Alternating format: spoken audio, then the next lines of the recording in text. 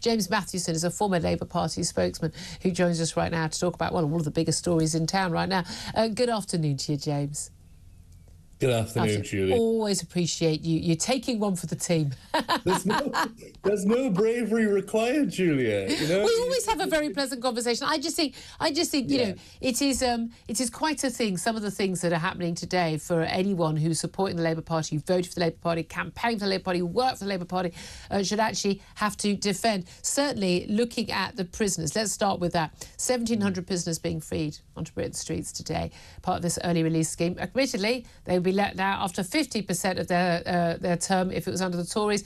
Maybe they'd have done the same thing. Who knows if they'd still been in power, but it's 40% of your term. But there have been concerns raised not just by the Inspector of Prisons, by the Probation Service, by Victims Commissioner, Domestic Abuse Commissioner. A lot of people are saying things are going to go horribly wrong and it's going to be horribly obvious whose decision it was. Is this the wrong thing to be doing? It's a risky thing to be doing, certainly. I do not see any other option. And again, it's not the politically expedient thing to do. So I don't think, unless they absolutely had to do this, that they would want to do this, especially so earlier into a new government. I mean, it's obviously one of those things where there's a moment, we're going to mark it, we're going to talk about it in the media, and if anything goes wrong because of this moment, because of this decision, we'll know exactly who did it and why. So it's not anything you want to do from a political point of view to avoid it. I mean, I can imagine you've got every tabloid in the country just sitting there, just waiting to call in. If you're a victim of crime from somebody, and the police will say, "Oh, they were only released from prison on Tuesday." I mean, exactly. that is realistically what's going to happen. I'd say also it's not actually that these people are not my chief concern. It's not actually very fair on some of those people who've been let out early if they haven't had time to prepare, find a job, find a home, get their act together to try and, for those who do want to go back on the straight and narrow. That's an interesting angle, actually, because I know people don't, and this is a big problem with prisons in this country, is that people don't care about prisoners. I can understand that and have sympathy with it. People have committed crimes. However, these people need to become part of society again, need to be rehabilitated. Yeah. And it's very difficult when you come out of prison to try and do anything again, because you can't get a job. You're not entitled to benefits immediately. What do you do if you don't have family to support you? So, to try and help these people stop committing crime or get involved in petty crime again, then they need support networks. And obviously, releasing them early, there's the risk that that's not going to be in place. What about Richard Tice, the Deputy Leader of Reform UK? He was on the show a bit earlier. But what about his idea that actually we've got 8,000 foreign prisoners in our prisons? Why don't we just, ship those back to their countries? A lot of those are countries we've got, return deals with, like Albania or whatever. There you go. Your problem. You put them behind bars and pay for them. We're going to free up prison spaces for our own criminals. Right, yeah. I wish I lived in Richard Tice's world, honestly, where everything's What's wrong with so that plan? Everything, no, it's just that it's so simple, isn't it? It just sounds so simple. It is pretty simple, though, isn't it? Like that. Well, I mean, the other option is building more prisons. That's pretty sodding simple as well. And no one thought of doing that in the last 20 years. It just doesn't work like that, though, Julia. It does. It literally does work like that. On an international diplomacy point of view, you cannot just send people to these countries. You can. Hello, here's one of your nationals. They've committed a crime in this country. Here you go. Drop them there at the airport. Ta-ra. It's just not how responsibility of justice works. You change a system all of a sudden overnight, and again. This is how democracy works. You vote you vote for things to change when things aren't working, and then you can deport people. I mean, these people are supposed to be deported at the end of their sentence anyway. They're mostly not. Why don't we just deport them at the beginning of their sentence? Because it's how justice works in this system. And you change. No, it's how they've chosen to have justice work. We need to change the system because it doesn't work. Everything is a choice, but wait a minute. Let me check. What is Labour's working majority today? Is it possible they could change the law? Yeah, of course they could, but changing the whole system of the justice system overnight is not good. This is why I'm saying. Wait a minute. They've just done that already by allowing a 40% early release. They've changed the justice system overnight. But everything involved in prosecution, the courts, deportation before the start of a sentence, responsibility as to whether somebody serves a sentence here when they've committed a crime here, because that's why they're serving a sentence here, because they've committed a crime against Britain and Britain has prosecuted them, as the CPS is Britain. Yeah. So, it just changes that whole system. I don't care about the realities of the morality of it or whatever. We're talking about the logistics and the easy logistics. It's not as easy as Richard Tice says. And as always, when you're in that kind of fringe politics, you can shout things from the sidelines as loud as you like. It's not going to happen. I hate to tell you, I think it's a darn well done, sensible idea. But there we are. Let's talk about the other big issue today, and that is winter fuel. The decision, apparently impossible decision. Well, no choice, had to make this decision because the £22 billion black hole that apparently was immediately discovered by the Chancellor Rachel Reeves when she got into number 11 Downing Street. The decision to axe winter fuel payments as a universal £300 a year payment to all 10 million pensioners, limiting it to just those on pensioners' credit, leaving a couple of million people who really do need it out of pocket. We've got a debate that starts at about 1:30 today in the Commons, and that's going to be a 90-minute debate about this. And there's going to be a vote. We're told there could be quite a big Labour rebellion on this, but largely in the form of abstentions rather than in the form of actually voting against the government and then losing the whip. How dangerous is this for Keir Starmer, given that we've got cabinet ministers off the record telling their journalist contacts that they think this is a terrible idea, this policy? We've got calls for number 10 to U-turn. We've got Trade Union Congress Conference. Keir Starmer was speaking earlier. They're having a vote today in which they're voting against this move. Very unpopular move with old and young alike. Was this the right policy?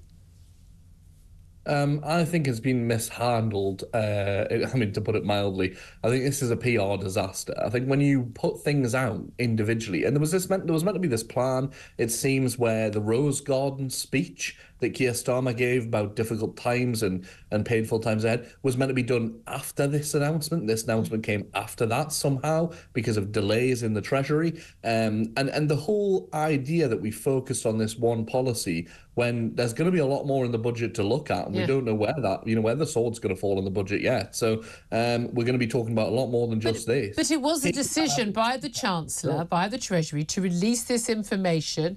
It's their decision not to U-turn on it. They've chosen to put this policy out there. You mentioned it, so it's been mishandled. It's a PR disaster.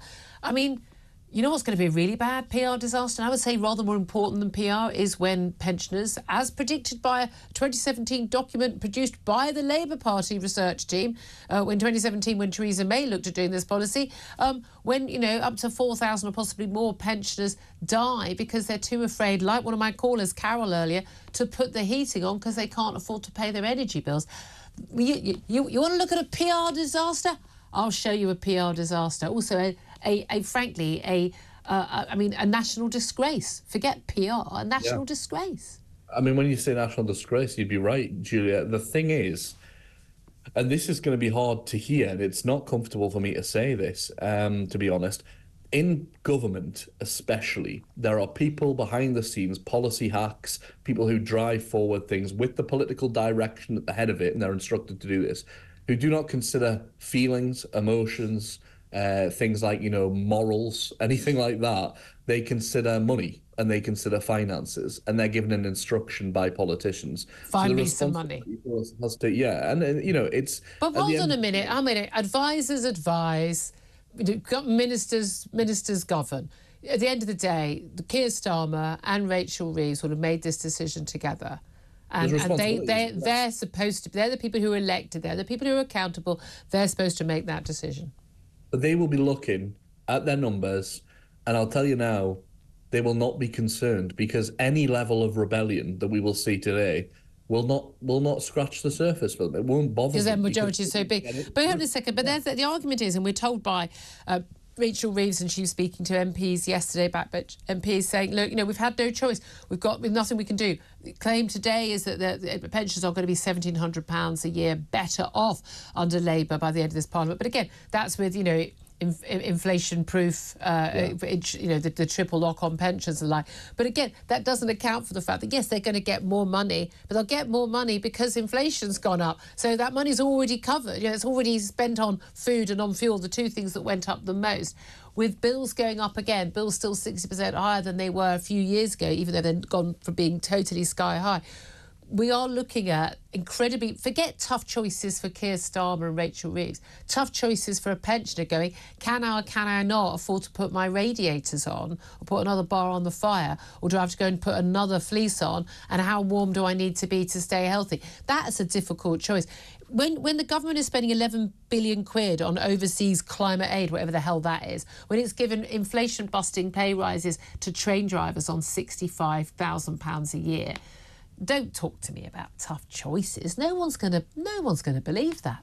Well, everyone has their own ideas as to where the money should alternatively come from. You and I probably have different opinions on that. I think energy companies and their huge, colossal profits should be the target primarily. Most of their profits are made abroad. They're made from work abroad. They don't make most of their profit in this country. You can't tax their profits that are happening on the other side of the world.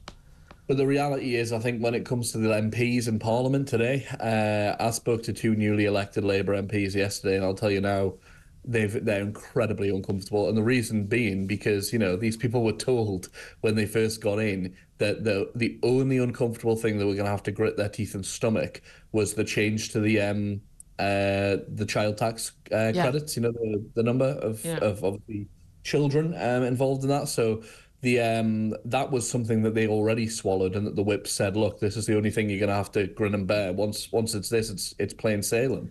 And this is another thing that's yet come along. And we're told there's going to be more pain.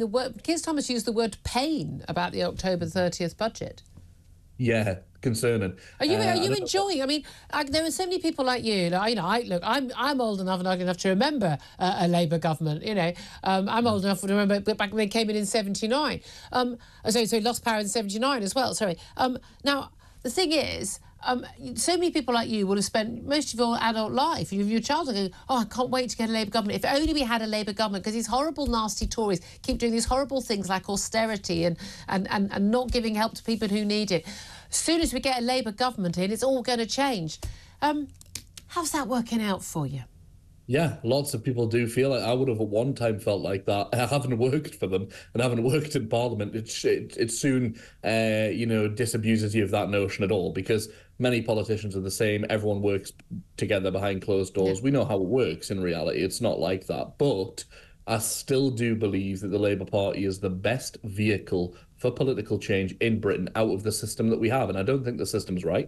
I don't think we should have the system that we have. But in this case, a bit like the Kamala Harris-Donald Trump situation tonight, is she the perfect person? No. But is she going to stop Donald Trump? Yes. So therefore, I would advise... That's it. That's all you want from a US president. Stop Donald Trump. Literally, I don't have... I mean, when it comes to things like domestic policy and stuff, I don't have the interest in America to define what they do with their domestic policy, but I do have the interest on how their foreign policy works, and I know that Kamala Harris will be a much safer bet than Donald Trump. Do you have any idea what her views are on foreign policy? I don't think we know anything, do we? Do you think she knows anything? If it's simply maintenance of the status quo, that's because it's all working out brilliantly. Well, I mean, it's not that it's working out brilliantly, but there is status quo. More in Ukraine. Systems and independent organisations Middle that will be East, upheld. China's threats to Taiwan. It's all going brilliantly. We can't blame the actions of Russia and China on other people. And listen, no. The whole point of America as the world's policeman is that they are able to deter those sorts of actions. But I don't think they are. I don't think they want to be the world's police anymore. Nor I don't think we have any choice, because if it ain't them, then it is Putin or Xi Jinping. Yeah, I mean, these are the dominant forces on the world stage, but I don't think we need the interventionism that we've seen. And I think the Democrats will be conscious. The deterrence, the willingness to act is the deterrence that stops the need for action. It created Donald Trump's politics, in part, all the interventions in different countries that went pear-shaped. So I don't think it's helpful. But yeah, I mean, regardless, that's similar in the Labour situation. You know, are they perfect? No. Are they the best vehicle in town for political change? I still believe so. It's a wider movement. Just finally, what political change? What are Labour going to do over the next 5 years? They say they want 10. I don't think they're going to get 10 realistically, but, you know, I'll eat my words if I'm wrong. 5 years, what are they going to change for the better? Well, I would hope. I mean, again, I don't know what Rachel Reeves and Keir Starmer's vision is, because right now... Don't you? Because you just elected them. What I would... Well, yeah, but they're on complete different wings of the party. There's a big tent, and that's the idea with the Labour Party, is it combines different views. But there are people behind the scenes. There are pressure within the trade union movement. Sharon Graham's already been out. I mean, people in the trade unions don't like to talk out against Labour publicly. They're already doing do it all the that. So time. that shows you the Okay, so just funny. difference. Give me three things that you want, the change that you think Labour is the best vehicle for. What is the change that you want? Progressive politics, the kind of politics you hate, Julia. So what do you mean? The kind of things that I believe in. Like what? Well, give me something substantive. All the stuff you would label as woke nonsense. What? All the stuff that I want to see protections of people's human rights, and I want to see more redistributive economics, and I want to see fairness and equality, and I want to see opportunity. You want to see equality or equality of opportunity? Those are two different things. No, I believe that the same thing. I think equality of opportunity is fair. And I think, I grew up under a Labour government. I saw the difference. When Cameron and Osborne came and austerity hit, I saw my state school. Hold on a minute. They said at the time, Cameron and Osborne said, we've got no choice because of the state of the public finances. Virtually echoed now by Rachel Reeves and Keir Starmer saying, look, we just walked into this absolute big mess. We've got no choice. And they're now delivering austerity. They used that to deliver an austerity platform that was colossal with cuts to public services. And it wasn't needed at all after the entire banking collapse. No, absolutely not. No, I don't believe so, because Gordon Brown was managing finances expertly. And if you look at Sorry. If you speak to people around the world, you might not like it, Julie. You speak to people around the world, they will tell you that Gordon Brown was one of the people. He played a crucial role in trying to hold things together. But no, I mean, God bless you. That's the best laugh I've had in weeks, James. Thank you. That's what we're up against, guys. James Matthewson, I always appreciate you joining us. Former Labour Party spokesman, thank you very much. Fascinating. Claire? Speechless, Claire. Speechless. There's Gordon Brown that saved the world. Thank God for Gordon Brown. Thank goodness. Thank God. We're still paying off the debt from that. We're still paying interest on that quantitative easing. I know what the solution is. Let's prop up all the banks and let's just print money until it's coming out of our ears and give a load of it to the banks who've actually messed everything up. Brilliant. Lend it to people that can't pay back. Brilliant. I mean, it's brilliant. The whole thing was brilliant. Thanks, Gordon. Little message from the British people. Thanks so much.